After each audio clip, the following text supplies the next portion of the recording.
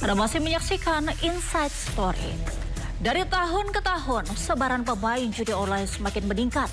Pada kuartal pertama 2025, sedikitnya terdapat 1,66 juta pemain judi online di Indonesia. Kementerian Komunikasi dan Digital mengungkap penanganan konten judi online sejak Oktober 2024 hingga Oktober 2025 mencapai total 2.341.807 konten. Di mana penanganan kasus terbanyak yakni pada 1 hingga 30 November 2024 mencapai 250.475 kasus. Sementara itu, Komdigi juga mencatat 3 perambahan yang paling banyak digunakan dalam melakukan judi online adalah situs IP dengan 2.068.836 konten, file sharing sebanyak 112.591 konten, dan meta dengan jumlah 100.680 konten. Selain itu, Komdigi juga mencatat sebanyak 23.000 rekening terkait judi online telah dilaporkan ke OJK. Ya, angan-angan menjadi kaya raya dalam waktu singkat membuat sejumlah orang terjerat dalam rayuan judi online. Alih-alih untung, para pemain judi online justru buntung. Saya akan ajak Anda berbincang dengan salah satu karyawan swasta di Jakarta yang rugi puluhan juta akibat judi online. Dan pemirsa, saat ini saya akan berbincang dengan salah seorang yang masih aktif dalam melakukan judi online. Selamat malam, Mas. Selamat malam. Sejak kapan sih mulai bermain judi online begitu?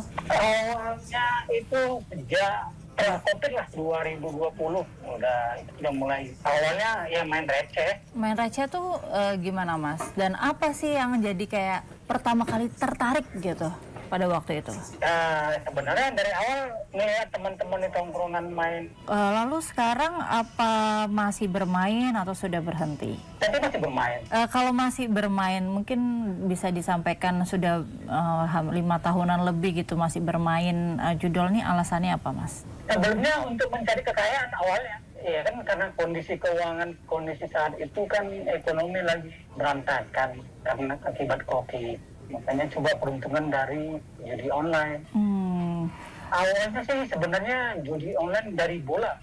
Liga Eropa, Liga Champion, seperti itu. Baru mulai merambah kemana-mana. Tapi pernah mencoba untuk berhenti nggak, Mas? Ya, kalau sekarang sih kita sudah bisa mengatur keuangannya di situ. Itu udah paham. Ya kalau sudah menang ya sudah, nggak dilanjutin. Kalau kita kalah dikit, udah kita nggak lanjutin.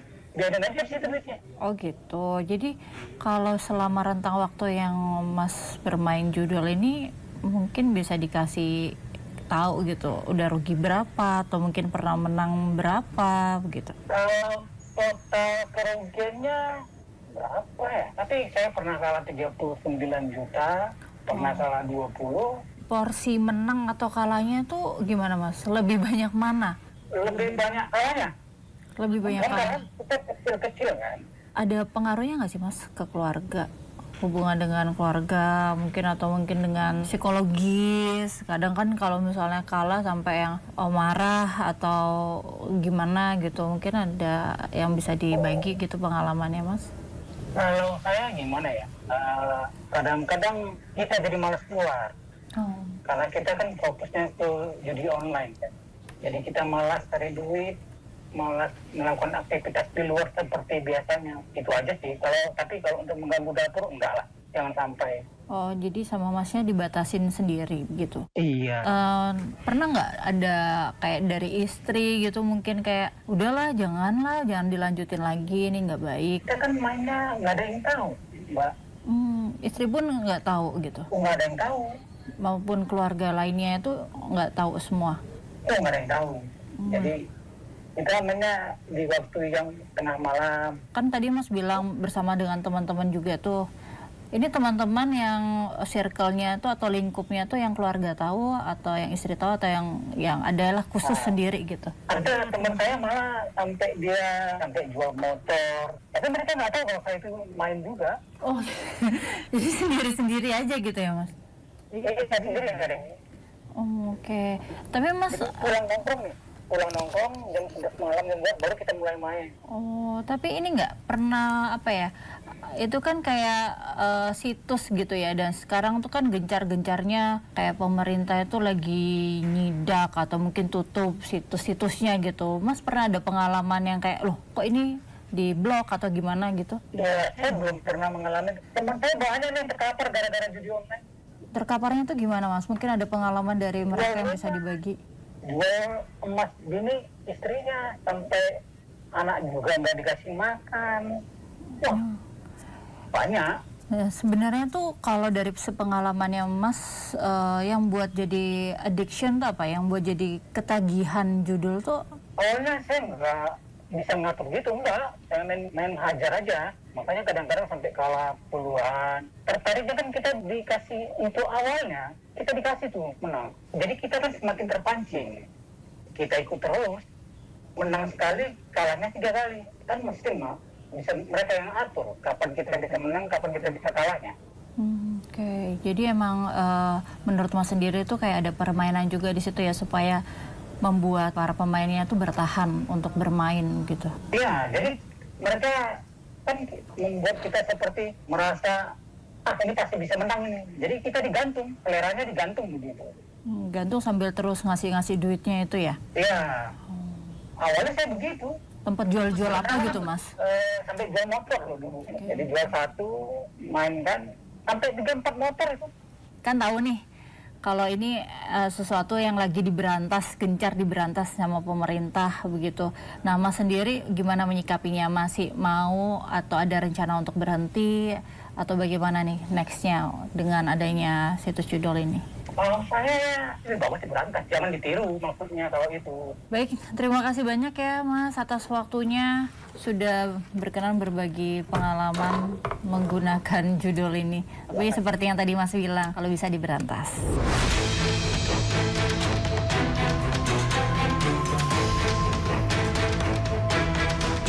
Tak hanya menjerat kalangan biasa, ex-anggota Marinir TNI AL, Satria Arta Kumbara juga sempat terlilit pinjaman online. Menurut Dan Kormar, utang pinjol Satria diduga digunakan untuk menunjang gaya hidup mewahnya. Kehidupan hedonis, kemudian pinjam atau pinjam di bank ya, mungkin pinjol, dia ada berkaitan dengan bank di BRI dan BNI. Angkanya kurang lebih di 750 juta, mungkin untuk menutup itu judi online. Ternyata judi online ini kan tidak membantu, bahkan akan lebih terjerumus ke dalamnya. Sehingga tidak bisa mengatasi itu, dia disersi. Ketika tak mampu lagi melunasi hutang, Satria yang secara resmi diberhentikan dari TNI pada tahun 2023 lalu, bahkan mencoba mendapatkan uang melalui praktik judi online. Namun akhirnya, ia justru semakin terjerumus. Jerat pinjaman online bahkan berdampak pada perilaku korban yang berujung pada kriminalitas. Mulai dari nekat mencuri uang perusahaan senilai 240 juta rupiah yang dilakukan mantan karyawan perusahaan jasa pengiriman barang di Kota Padang,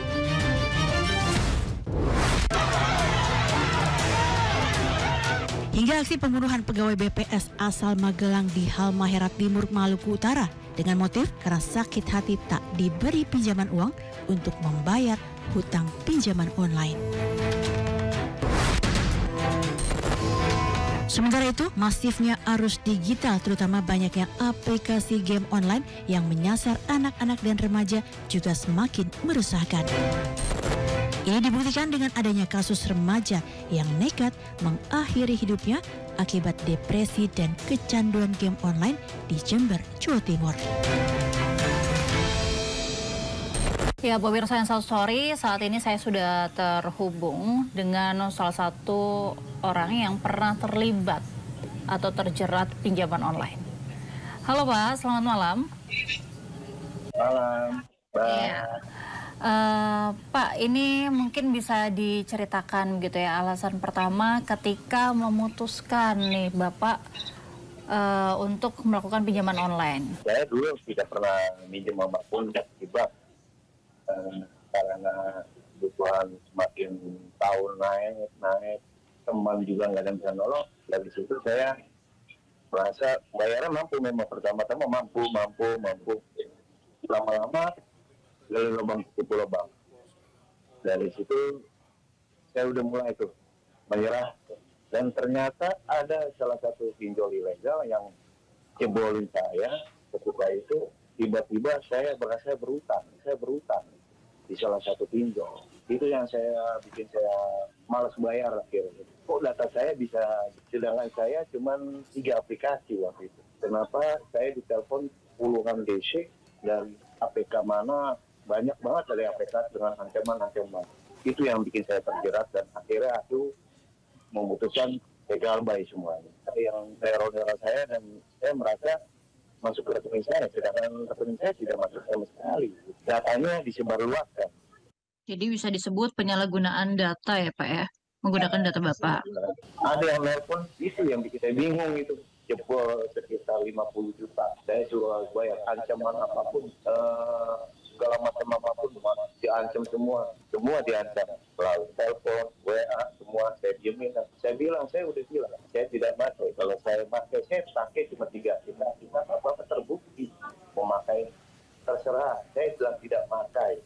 Saya bilang sampai saya diteror berapa kali uang dari aplikasi ilegal itu. Itu kalau dari Bapak sendiri itu sebenarnya dipergunakan untuk apa Pak? Kalau saya gunanya memang untuk kebutuhan waktu itu zaman COVID ya. Tahu sendiri lah Mbak, COVID Mbak. Saya pontang-panting gitu. Sampingan saya nggak ada, ya saya terpaksa mau meminjam. Pas COVID itu hancur-hancuran saya finansialnya. Nah, sekarang apakah masih ada ini Pak, pinjaman online juga? Udah berhenti dan saya galbain, saya udah pasrah aja. Ketika DC datang, saya cuma pasrah aja. Awal-awal saya pakai joki Mbak, joki pinjol itu menyesatkan juga, itu bahaya tuh. Yang di TikTok, yang di sosial media itu mau bahaya. Yang ada kita jatuh ketiba tangga. Itu bahaya tuh, banyak banget itu joki pinjol. Dan yang saya berharap untuk itu yang sangat bahaya banget, malah terpuruk. Dampak terberat yang Bapak rasakan saat terjerat pinjol ini apa Pak dari pengalaman Bapak? Ancaman dari segala hal, mau ilegal, mau legal, itu ancamannya berat Mbak. Kalau kita mentalnya nggak kuat, salah satunya banyak yang bunuh diri ya. Kayak yang memicu Bapak untuk akhirnya udahlah berhenti aja dari ini nih. Uang pengurangan karyawan itu belum habis buat sewa pinjol, sisanya diambil dari ini, berat Mbak. Dari situ saya udah pasrah. Pak, tadi kan Bapak sempat bilang sempat dapat ancaman atau tindakan tidak menyenangkan gitu dari debt collector. Semua ditelepon, teman-teman saya juga banyak yang diancam. Kayak teman-teman saya yang semua kontaknya diambil sama mereka. Berarti ini kan udah dari zaman COVID ya Pak. Ini berarti sekarang posisinya sudah nggak ada ya? Kan jadi akhirnya Bapak pasrah gitu kan. Habis itu nilai yang kemarin yang tadi sudah sempat dibilang ada puluhan juta itu jatuhnya sudah dilunasi atau dihapuskan gitu? Yang bulan datang, saya nggak pernah berubah. Saya jawab gitu mulu, terus difoto saya, saya jawab gitu mulu karena saya ajakin kalau memang perusahaan merasa dirugikan, kita ke polisi, biar ngajuin ke pengadilan, pengadilan yang memutusin. Pak JK, ini gimana pesan untuk warga Pak supaya tidak terjebak dalam pusaran pinjol ini Pak? Saya bilang, kalau yang belum, janganlah coba-coba, karena data kita bisa jebol. Oke, baik. Terima kasih ya Bapak atas waktunya dan sudah berkenan membagikan pengalaman bersama kami di Inside Story. Semoga badai berlalu Pak dengan cepat. Oke, berdoa terus ya Pak ya. Terima kasih, salam sehat. Darurat kejahatan cyber di Indonesia semakin meresahkan. Lalu apa strategi Komdigi untuk memerangi ancaman dunia maya? Kami hadirkan dialog khusus sesaat lagi. Inside Story segera kembali.